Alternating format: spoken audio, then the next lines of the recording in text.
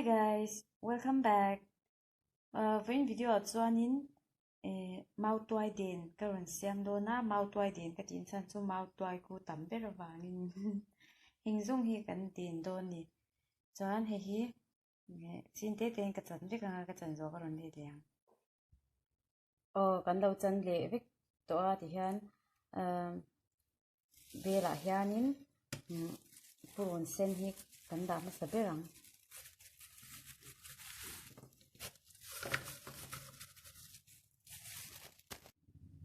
purun sen hi kanda masak kherna chan chu atirim tuimo kuda amonga khwanin chuan aneksa chuanin Mautuai hi min harbera kanda anga chuan abak chu achunga ti han kanda vek thei ani tikwan bela kanda marcha khu kala telon chan chu ke chu tia nor soka tel ka du mo indu chan tikwan apum top khan in thak the chan karo chai nga karon de liang ole kan marcha chu kan lo tel to a tikwan chi kan thak the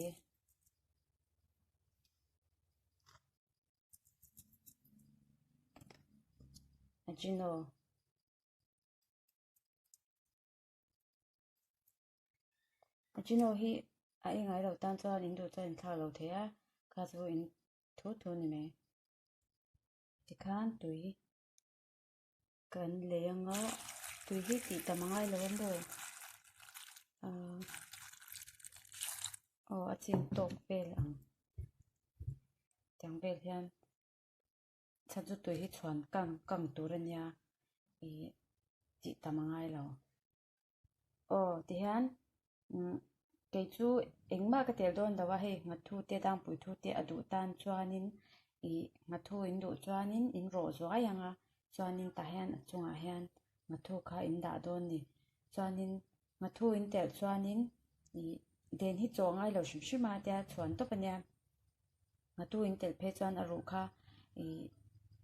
in ei swarang ti te kha lo un bia ngathu in tel ani chuan chonglang a hian in danga in chuang anga tuya kangmo tia khanin sangaru te kha in thak chhuak le me don nia ani lo point ti dan dang pakhat le chu in ngathu kha in ro zowa tuitlem te in bel te in chuanga chuanin in chuang boranga chuanin atui kha in thlinga bela hian in thlinga chuan atak zonga ru te kha in pai chhaw me don nia tang chuanin in ti thei bok chuanin hi lo chuang chan nga meang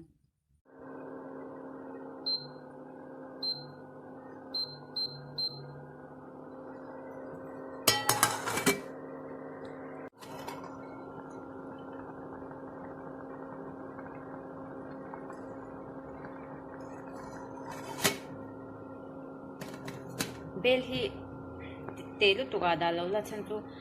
bel te lu tu chuan mo chan han chi ni la aliam zela boy thla ka shem chuka chuanin bel hi chang ang vela thol a hian den siam chuan in hang don nia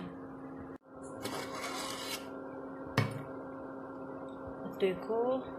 kang ve deuh than to a ko chẳng về là hiền nó thể tôi nhìn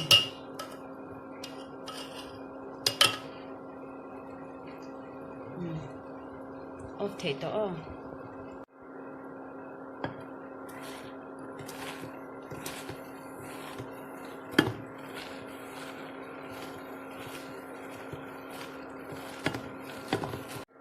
cắn sò dấu tỏa thì hiền